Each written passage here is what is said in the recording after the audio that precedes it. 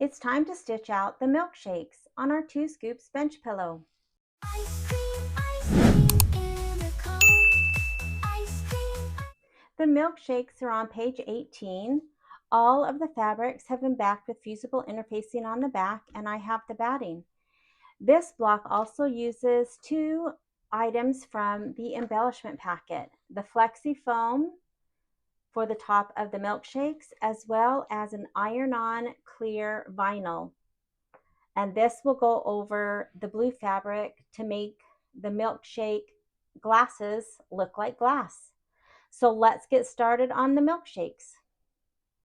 I'm ready to work on the milkshakes block, and this is one of my favorite blocks. I love the little milkshake glasses. I just think it's so fun. So I've opened a Brilliance. Again, I've been using my 7x12, and so that's the hoop that it opens up to. I will open my folder where I keep all my files, and I will go to the quilting bundle, and this uses Food 5 block by block, and I need the 6x8, so I will drag and drop that into the hoop, and there's those cute milkshakes. I love them.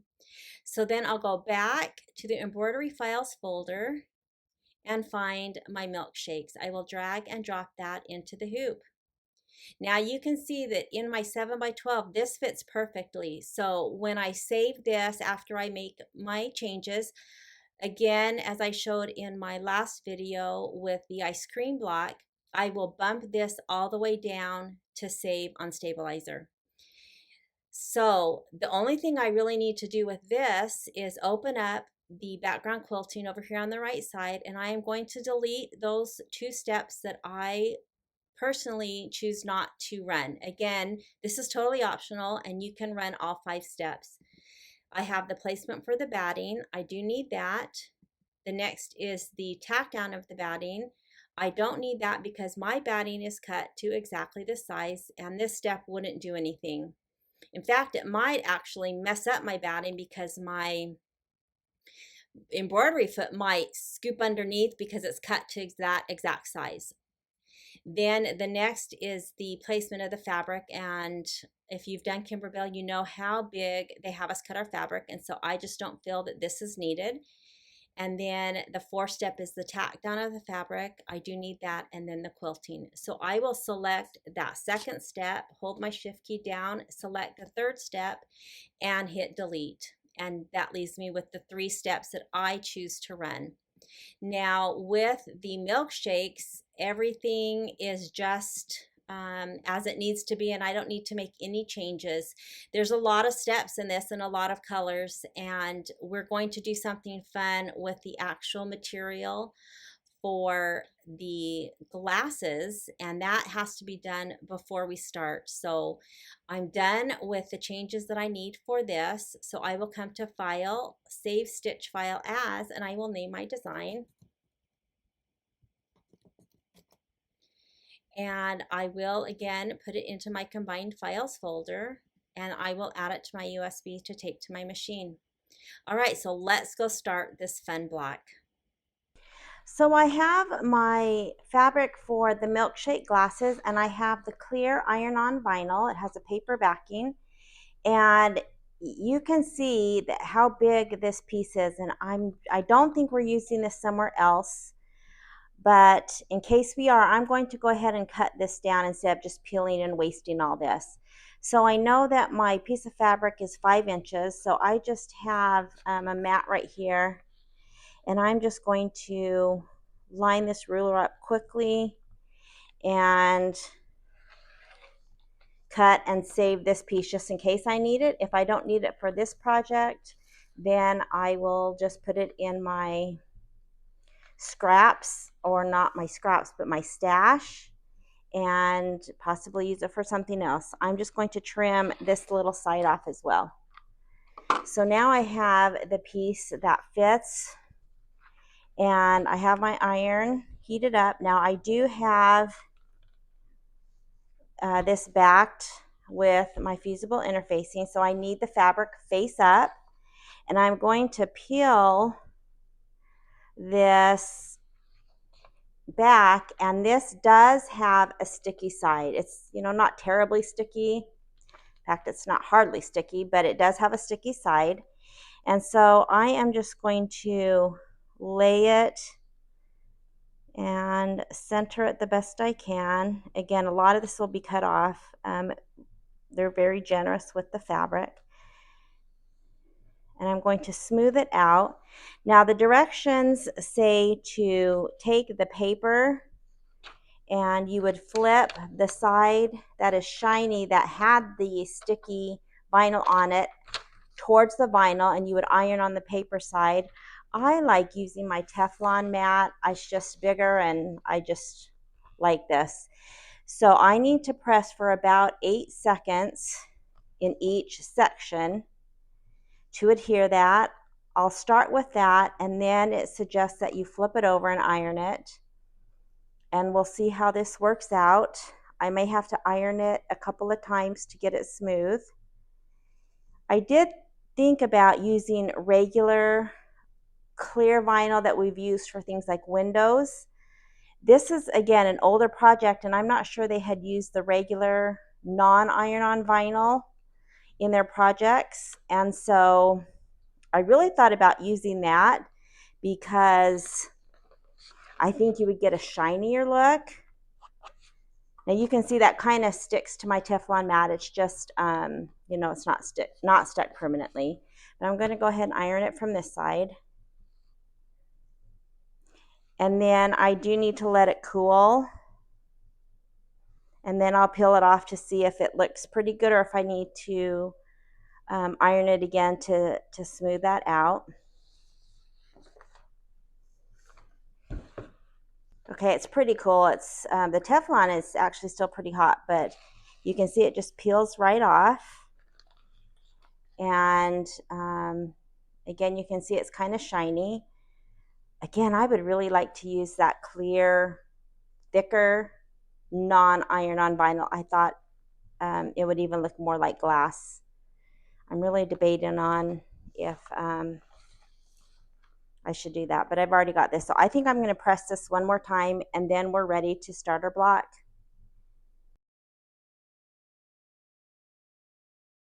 Now I do want to note that I should have lint rolled this. I have some speckles of, I don't know if it's from my wool mat or just from something, and it is underneath the vinyl. So I'm hoping that I can there's a few little ones that I don't think will worry too much about, but these larger pieces I can hopefully adjust when I put this down. So do lint roll and make sure there's nothing before you press this on, because I do have a few little, you can see those little wools.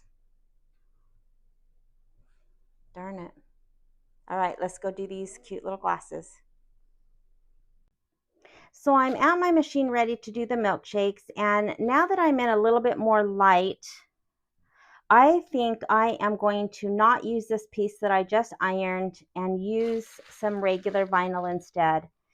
I do see, of course, these threads from my wool mat that got trapped in between, and I think I can get this shinier so that the glasses look more like glass. And while this is okay, I have this other vinyl that I'm going to try, and so we'll see if that works. So I cut another piece of fabric and backed it with interfacing, and then I have a roll of vinyl. This is not sticky, it's not iron-on, it's just plain vinyl. You could use it as, you know, tablecloth or to cover a couch if you're, you know, 90 or something and want to keep your couch nice. But this is just a roll I got at Joann's. You could probably get it at Michael's now, or of course lots of places online. And so I store mine just like this, and so you can see how it kind of got crinkly. And so I cut a piece and put it onto my wool mat, covered it with my Teflon sheet, and then just lightly ironed it so that it got the wrinkles out. Now I'm going to double check when I get ready to put the fabric and the vinyl down that there's no, you know, hairs. I'll probably, because I think even just doing this, I see some little specks. I will lint roll this and I will double check that there's nothing on the vinyl because I see there's something right here. So I will clean those the best I can when I'm getting ready to put this down. But you can see that I think this will look a little bit more like glass than this does. So I'm going to try it. I'm hoping that there's not so many stitches that this just kind of perforates this thicker vinyl and it just peels right off. I guess if that happens, then I'll just go back and use this. But I'm going to give it a try. So I'm ready to get going on this milkshakes block, and let's see how cute this it turns out. So I'll go to embroidery and to my USB and to my combined files folder, and I will select the milkshakes. I will hit set and embroidery. Now, again, I am going to move this block to the left. Even though I probably don't really need to, I just get in the habit of when I'm using my 7x12. Again, my setting on my machine is an 8x12. And so I just like to get in the habit of moving that so that I don't forget and then possibly hit the side of my hoop at some point. So I am going to go to layout and move. I will move it first to the left. And then again, I'm going to move it down since I have the strip of muslin towards the top. And I will select OK. And then I always like to go to the minus plus needle. So the first step is to do the placement of the batting. And then I will put my batting down, place my fabric, and run the tack down of the fabric and then the background quilting.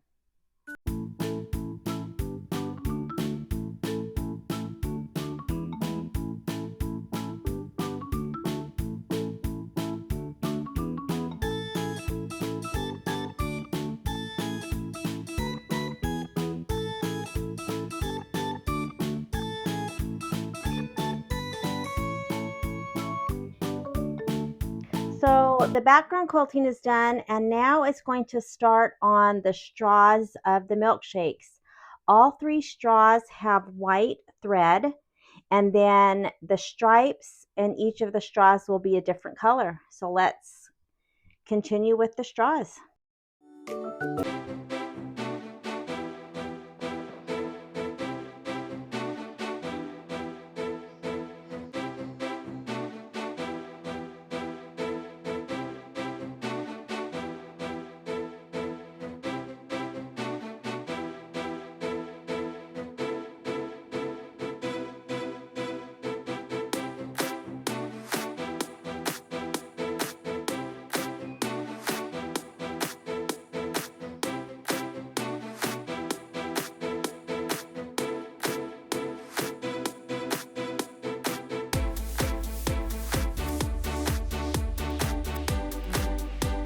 Now the next step is to do the placement line for the whipped cream. I'm just keeping in the blue thread so I can see it easier.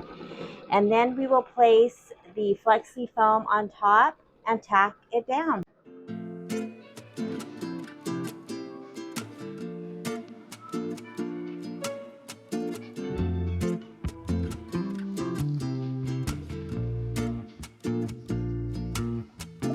So here you can see the 3 little whipped cream placement lines, and here is one of the large rectangles of flexi foam. It's that kind of squishy foam, and I think that I can get the width across all 3. This will be trimmed right next to the tack down, and so as long as I'm a little bit past this side and a little bit past this side on this one, then I should be okay, which it looks like I am.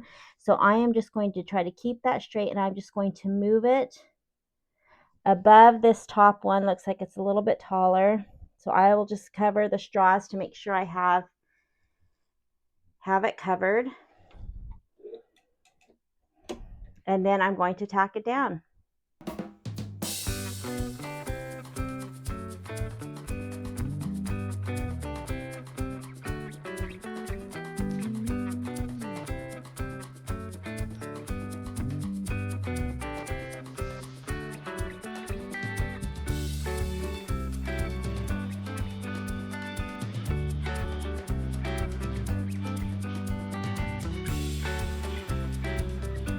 So now this next step is the placement for the fabric. And again, normally I don't do this because it's going to be about where the edge of the flexi foam is.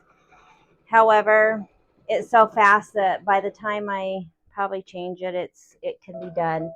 But I do want to show you again that if you look at that first one, the line is right here. And so honestly, you really just don't need that, because here is our fabric. And look how much bigger. We could probably get both the whites with the one piece of fabric. I'll go ahead and just use this, but that's why I don't really need that placement line. All right, so let's tack this down.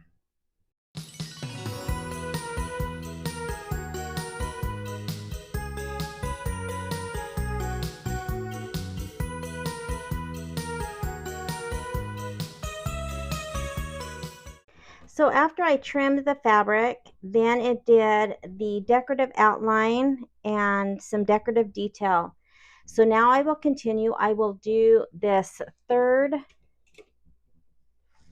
glass on this side. That these have white whipped cream, and then the middle will be the light pink fabric, kind of like strawberry. So they're the exact same steps.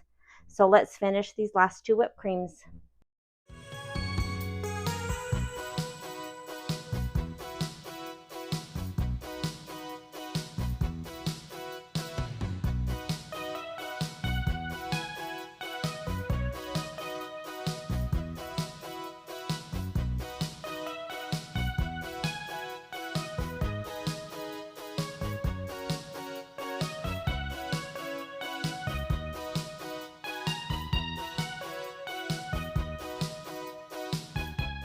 Now there are a few little jump stitches in a couple of these little whipped creams. So I'm going to cut those, and then we're ready to finish the last step, which is our glasses.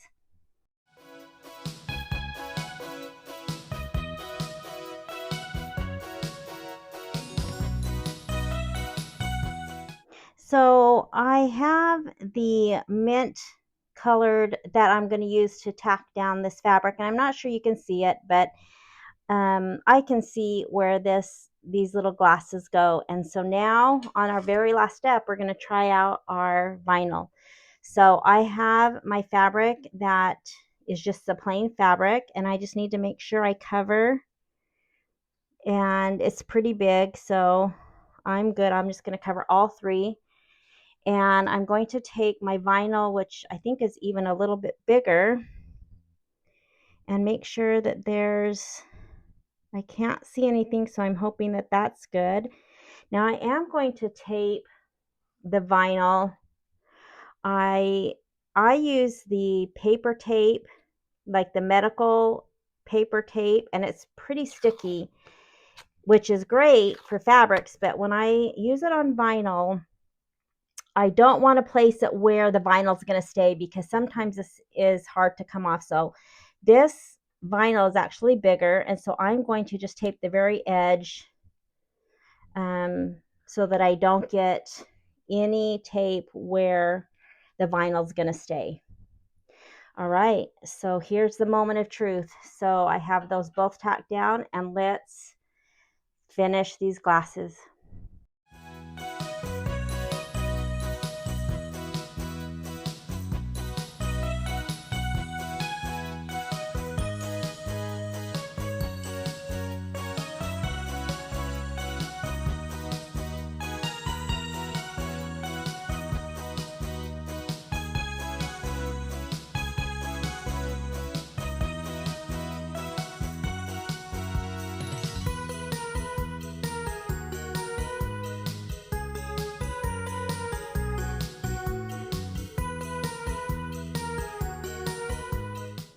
So here is the block almost done. It's done stitching. I just need to trim around. This is a raw edge applique, and so both the vinyl and of course the fabric will be trimmed about 1/4 of an inch.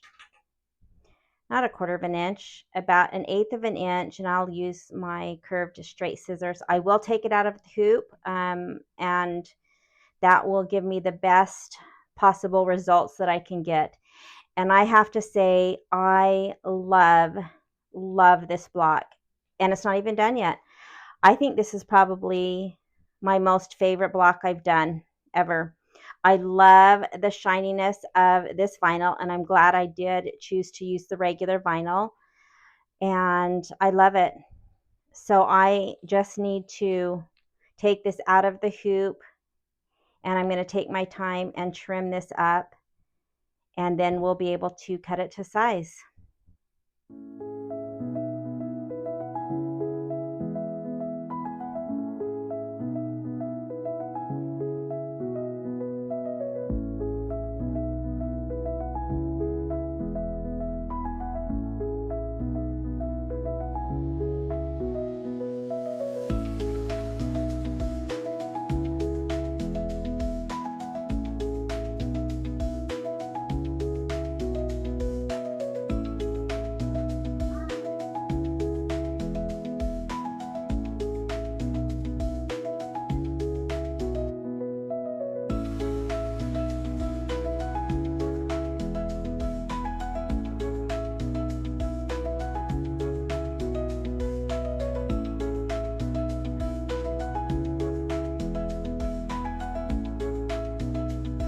So I removed the basting and trimmed off my muslin.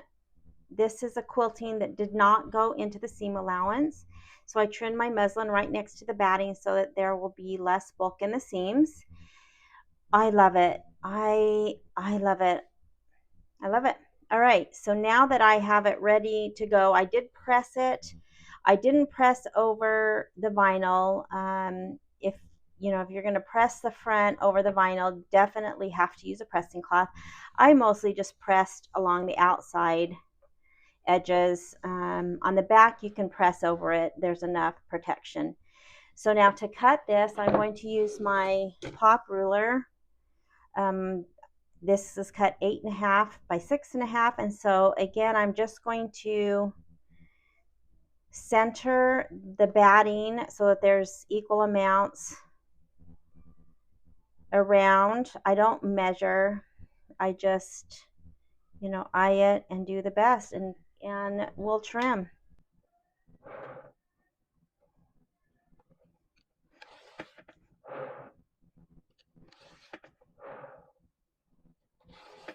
I love these orange pop rulers.